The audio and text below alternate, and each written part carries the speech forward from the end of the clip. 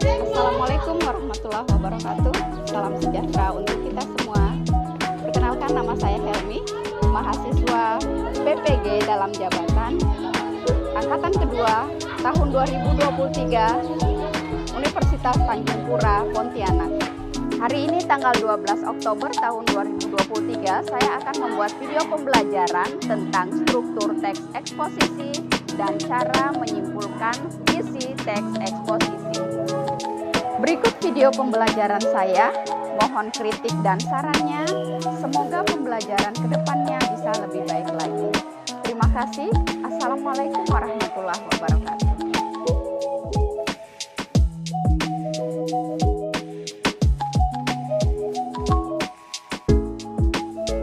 Assalamualaikum.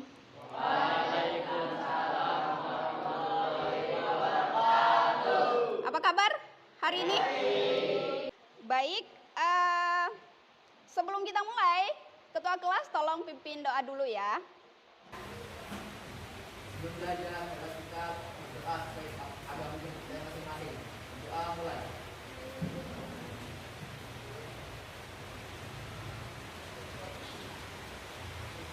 Selesai.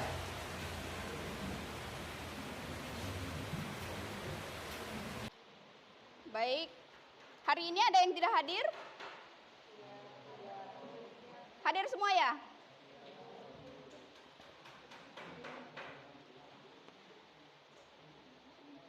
Kok tidak semangat gitu? Semangat dong. Oke, baik.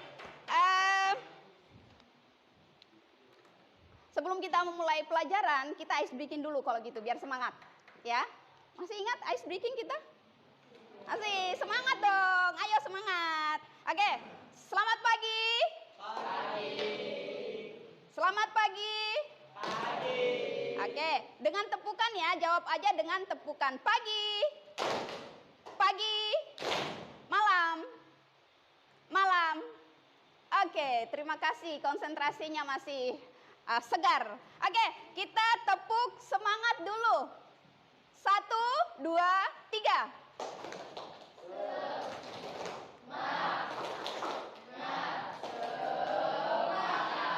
Oke, kita ulang dulu. 1, 2, 3. Semangat. Semangat. Oke, tepuk tangan untuk kita semua. Baik, karena nanti kita membuat kelompok, dalam pelajaran kita selanjutnya adalah berkelompok, silahkan kalian berkumpul dulu dengan kelompoknya masing-masing yang sudah kita tentukan sebelumnya. Oke, silahkan.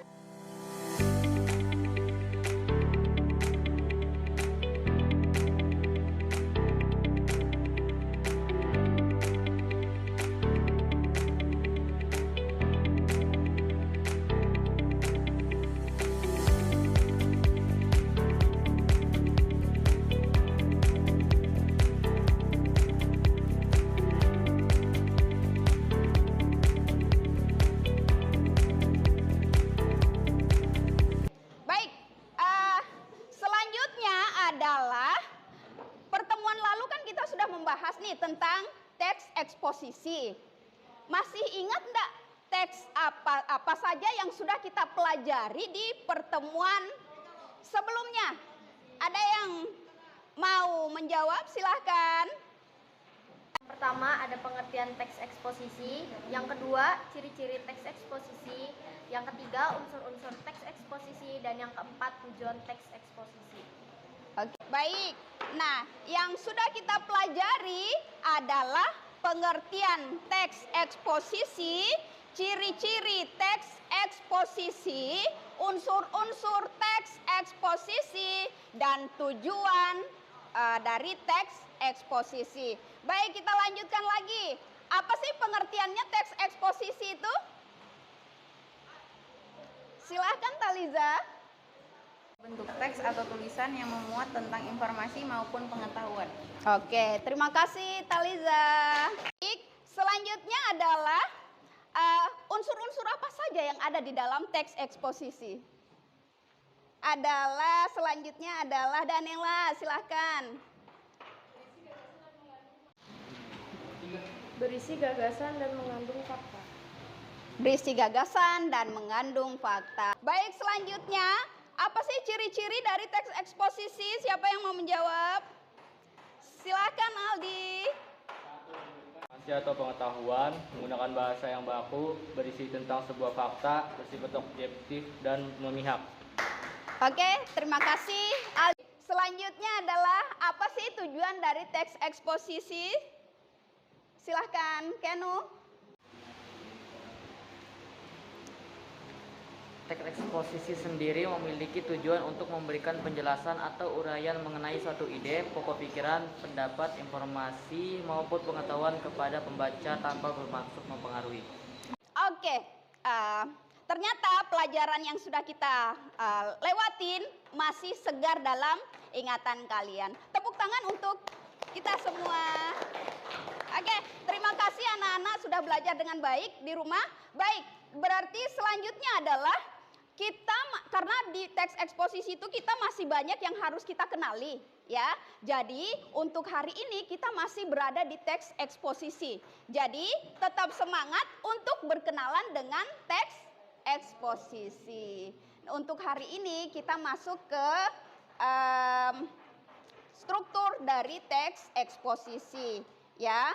Kemudian jadi tetap semangat untuk berkenalan dengan si teks eksposisinya. Kita melihat materi dulu, silahkan fokus. Tujuan kita belajar hari ini adalah siswa mampu menganalisis struktur teks eksposisi. Jadi nanti kalian harus di pembelajaran ini, hari ini, kalian bisa menganalisis yang namanya, ini loh struktur dari teks eksposisi. Berisi apa saja? Berisi tesis, rangkaian argumen, kemudian dan penegasan ulang. Kemudian yang kedua, siswa mampu menyimpulkan isi teks eksposisi. Jadi nanti selain kita menganalisis strukturnya, kita juga akan menyimpulkan teks eksposisinya. Baik, kita lanjut ke materi selanjutnya. Nah, ini adalah contoh teks eksposisi. Jadi, teks eksposisi itu sebenarnya ada di kehidupan kita sehari-hari.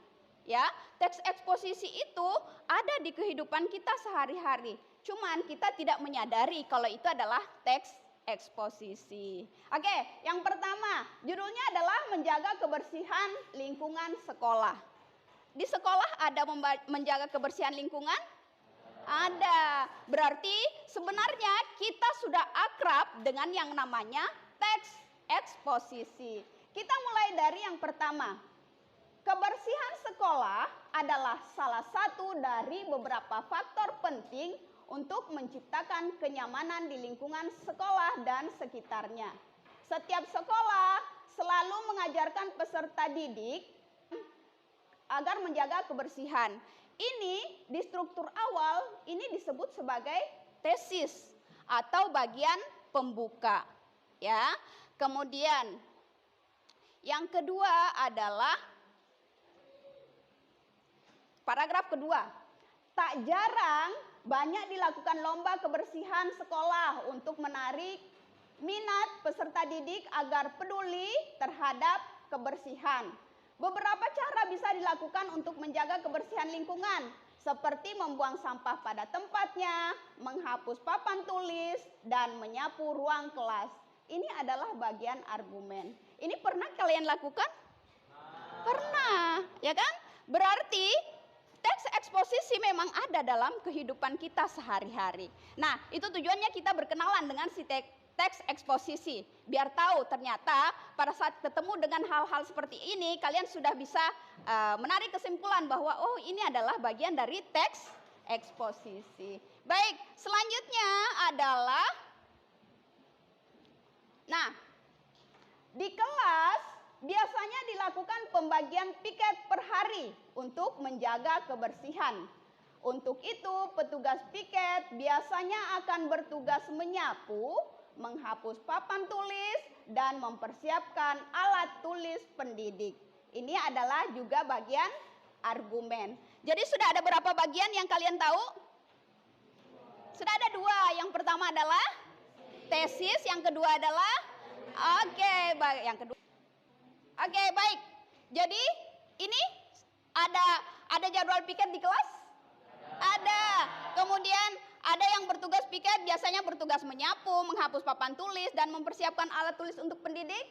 Ada. Berarti kita sudah berkenalan dengan yang namanya teks eksposisi. Ada dalam kehidupan kita sehari-hari, termasuk di sekolah. Baik, kita lanjut. Di paragraf selanjutnya. Di hari Jumat, semua anggota kelas melakukan kerja bakti, membersihkan sekolah. Setelah pelajaran pertama selesai, salah satu manfaatnya yaitu membuat hubungan sesama murid, sesama pendidik, dan antar murid dan pendidik semakin akrab. Biasanya di sekolah kita ada kerja bakti pada hari Jumat? Ada. Nah, ini juga bagian argumen. Baik, kita lanjut lagi. Selanjutnya, kita lihat struktur selanjutnya adalah kebersihan lingkungan sekolah menjadi hal yang tidak bisa dipisahkan dari kehidupan sekolah dan menjadi faktor penting demi meraih proses belajar mengajar yang nyaman. Kebersihan lingkungan sekolah juga menjamin kebersihan seseorang dan kesehatannya. Karena itu, kebersihan adalah usaha manusia sehingga lingkungan tetap sehat terawat secara terus-menerus. Ini adalah bagian dari penegasan ulang. Jadi ada berapa dari struktur teks eksposisi yang sudah kita pelajari, ada berapa struktur yang kalian tangkap?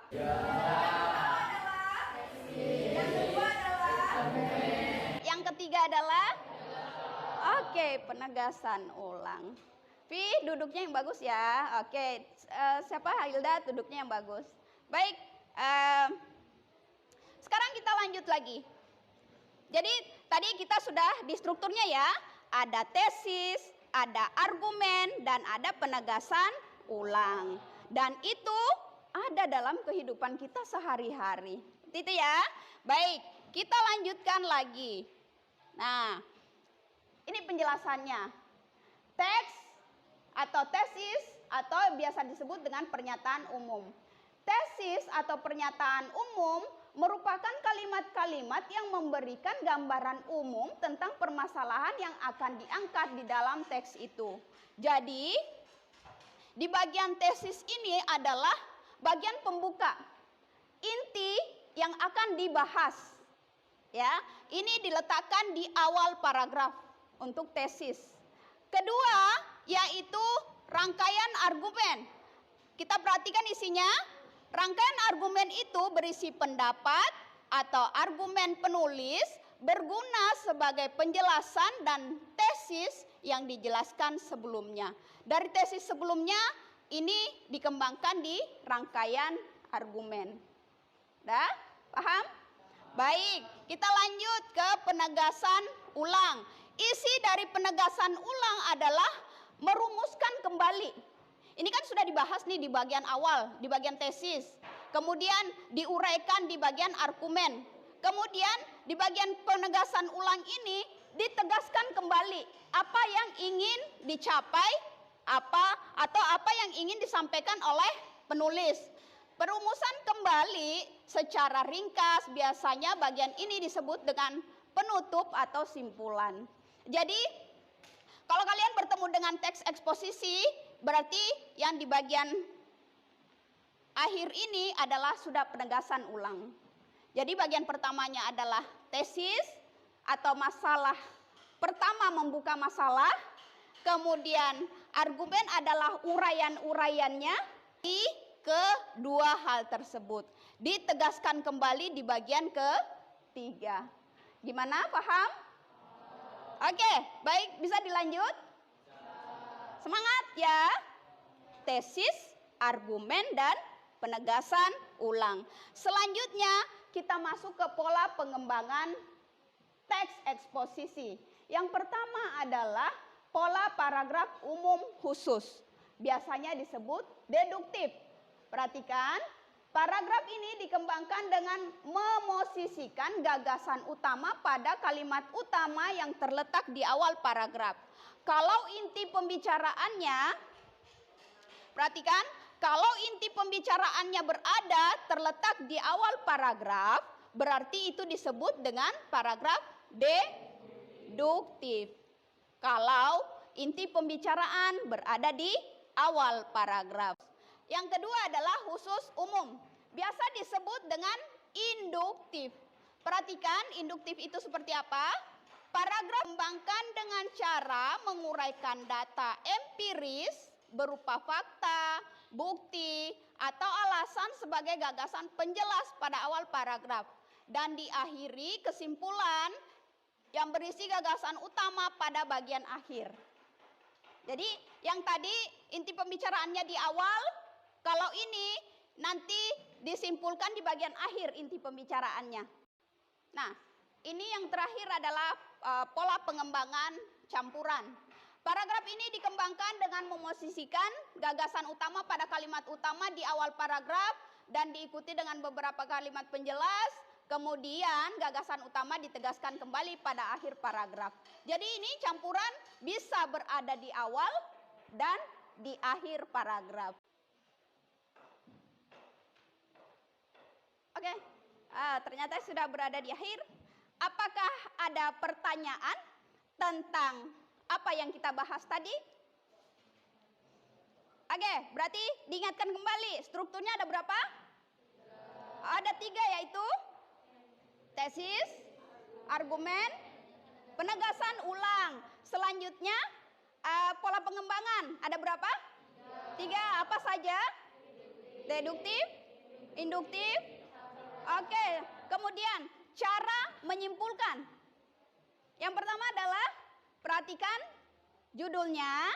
Yang kedua adalah perhatikan ide pokoknya. Kemudian yang ketiga adalah merangkai ide pokok menjadi sebuah kalimat. Kalian siap untuk kerja kelompok? Oke, baik. Nanti kita akan menyelesaikan LKPD. LKPD adalah lembar kerja peserta didik. Nggak dipasang.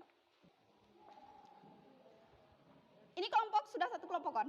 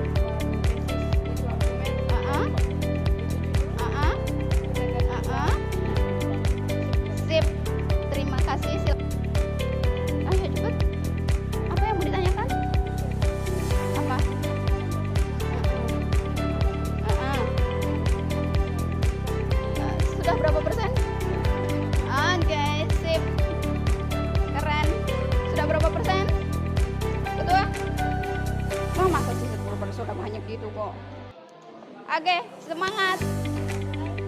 Oke. Berapa persen? Oke. Oke. Itu sudah 50% tuh.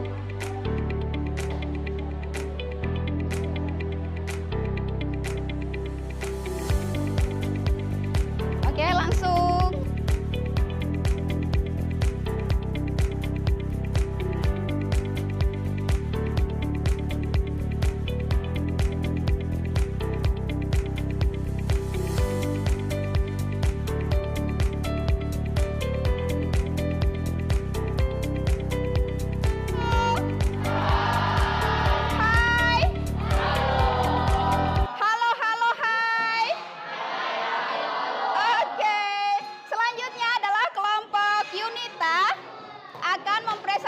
Hasil kerja kelompok. Yang lain menyimak ya. Warahmatullahi wabarakatuh. Waalaikumsalam warahmatullahi wabarakatuh.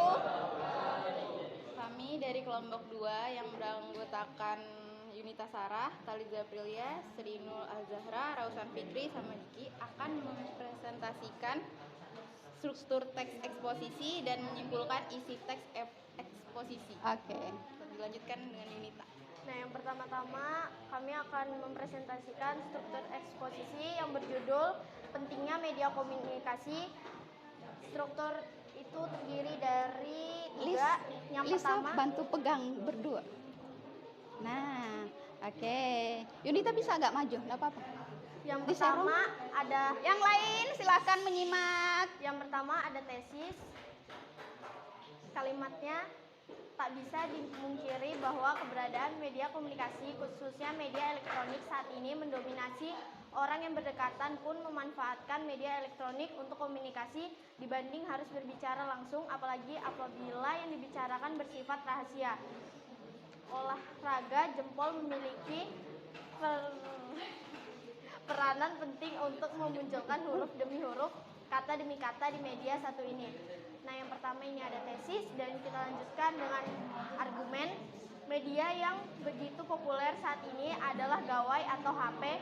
Sebelum pandemi, pembalasan penggunaan sangat ketat, khususnya di kalangan pelajar. Pada masa pandemi, kondisi ini menjadi sebaliknya. Pelajar tidak dapat belajar tanpa mengakses perangkat ini. Seluruh kegiatan pembelajaran bergantung pada perangkat ini. Semua komponen pendidikan diharapkan mendukung pengadaan media. Agak ke atas Nah, ya. media sentral ini mulai dari penyimpanan kepada peserta didik yang tak memiliki sampai operasionalnya, pemberian paket data dan pulsa untuk seluruh pelaku pendidikan, dilakukan pemerintah, pendamping ekstra orang tua terhadap penggunaan gawai oleh anak menjadi prioritas meskipun menimbulkan banyak keluhan. Selanjutnya, argumen. Kontrol penggunaan media informatika dalam kehidupan sehari-hari memang mempermudah aktivitas dan pendistribusian informasi. Namun disadari atau tidak, pendistribusian ini tak hanya informasi positif, informasi negatif pun menjamur di media sosial yang berada dalam genggaman. Agak ke atas.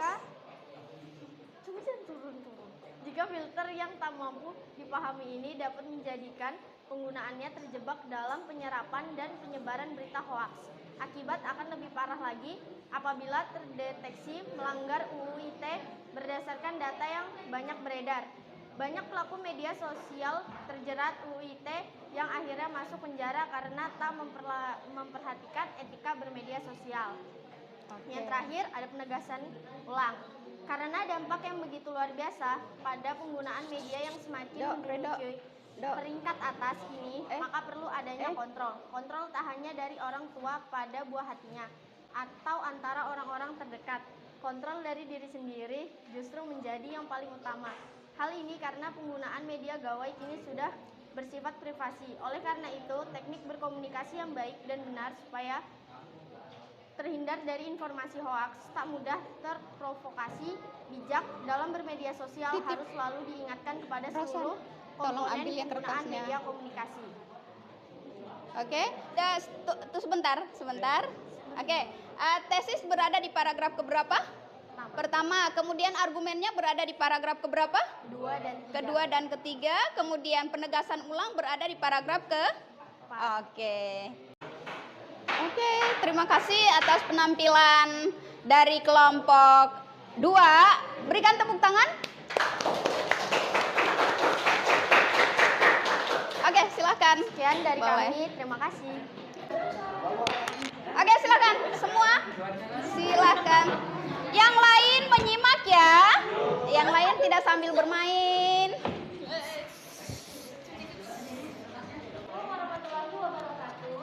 Waalaikumsalam warahmatullahi wabarakatuh. Perkenalkan, kami dari kelompok 1. Perkenalkan, nama saya Dosita Ramawati. Saya Keanu. Saya Bilkis, saya Malika Gusti Nanggora. Hari ini kami akan mempresentasikan yaitu struktur teks eksposisi dan cara menyimpulkan teks eksposisi. Oke. Dan untuk menjelaskan lebih detail lagi, saya serahkan kepada teman saya, Yadul Yadir. Oke. PD kedua yang berjudul menyimpulkan ide pokok yang berjudul dampak positif membaca buku terhadap pikiran dan imajinasi. Ide pokoknya: 1. Membaca buku secara teratur memperkaya kosakata seseorang. Kedua, saat membaca cerita atau karya sastra, pembaca seringkali harus menganalisis karakter, plot, dan tema. Ini merangsang kemampuan berpikir analitis dan kemampuan menarik kesimpulan. Ketiga, membaca buku adalah bentuk utama pengembangan imajinasi. Keempat, beberapa orang mungkin berpendapat bahwa dalam era digital ini ada banyak media seperti film dan video game yang juga dapat merangsang imajinasi. Membaca buku tetap memiliki keunggulan dalam memicu imajinasi yang lebih aktif dan mendalam. Kelima, membaca buku adalah kegiatan yang kaya manfaat untuk perkembangan pikiran dan imajinasi seorang. Kesimpulannya adalah membaca buku secara teratur memperkaya kosakata seseorang. Saat membaca cerita atau karya sastra, pembaca seringkali harus menganalisis karakter, plot, dan tema. Ini merangsang kemampuan berpikir analitis dan kemampuan menarik kesimpulan. Membaca buku adalah bentuk utama pengembangan imajinasi. Beberapa orang mungkin berpendapatan bahwa dalam era digital ini ada banyak media seperti film dan video game yang juga dapat merangsang imajinasi, namun membaca buku tetap memiliki keunggulan dalam memicu imajinasi yang lebih aktif dan mendalam. Membaca buku adalah kegiatan yang kaya manfaat untuk perkembangan pikiran dan imajinasi seseorang. Itu saja dari kelompok kami, terima kasih. Oke, silakan Suci mau ditutup. Demikian.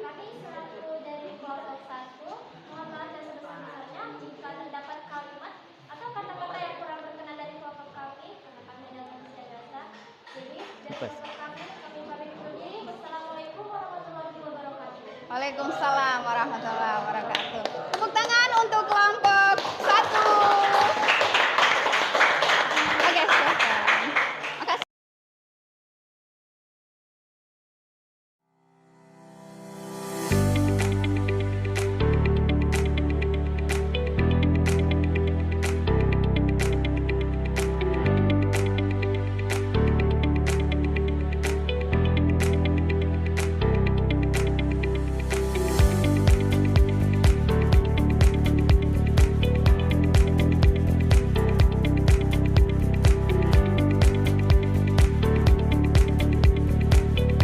Setelah tadi kita proses kerja kelompok, kemudian kita menyelesaikan LKPD, kemudian kita mempresentasikan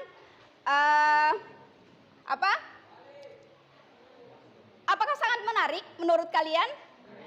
Oke, sangat menyenangkan.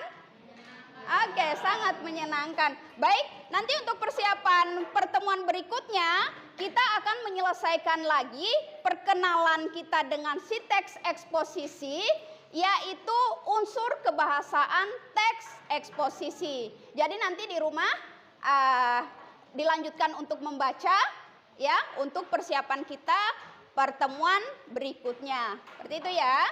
Baik, selanjutnya adalah kita akan menyelesaikan post test, ya. Ibu akan share di grup karena kita menyelesaikannya di Google Form, ya. Oke, ada 10 nomor yang harus kalian selesaikan. Ini adalah tugas mandiri. Jadi kemampuan kalian akan diuji masing-masing tentang struktur teks eksposisi dan tentang cara menyimpulkan teks eksposisi. Seperti itu ya. Oke, silakan HP boleh dikeluarkan. Semua boleh.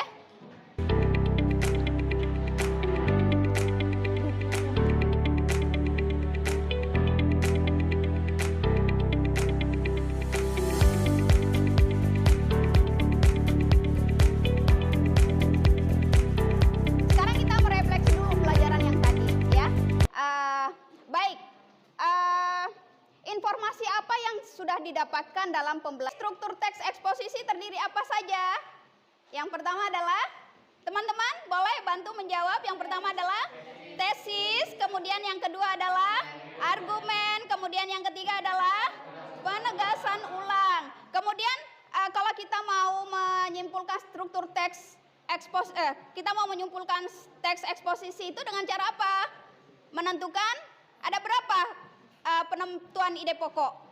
Ada 3. Yang pertama adalah deduktif, yang kedua adalah induktif, kemudian yang ketiga adalah campuran. Kemudian caranya menyampaikan seperti apa? Cara menyimpulkannya? Setelah mengumpulkan ide pokok, kemudian merangkai si ide pokok menjadi sebuah kalimat yang padu. Baik, sekarang boleh mengambil kertas. Silahkan berikan komentar kalian terhadap pembelajaran hari ini. Boleh dengan emot, kalau kalian senang boleh dengan emot senyum. Kalau kalian tidak senang boleh dengan emot yang manyun. Tapi semoga kalian akan memberikan, semua akan memberikan emot yang senyum. Silakan. Hai. Oke, baik. Untuk pesan moral hari ini, Bapak Ibu guru tidak bisa menentukan nasib kalian, ya. Jadi untuk nasib kalian, kalian jalani saja hidup, tetap menjadi anak yang baik, tetap menjadi anak yang santun. Semoga kalian kelak menjadi orang sukses. Amin ya robbal alamin. Oke, baik, ketua kelas silahkan boleh menutup dengan doa untuk pembelajaran kita hari ini.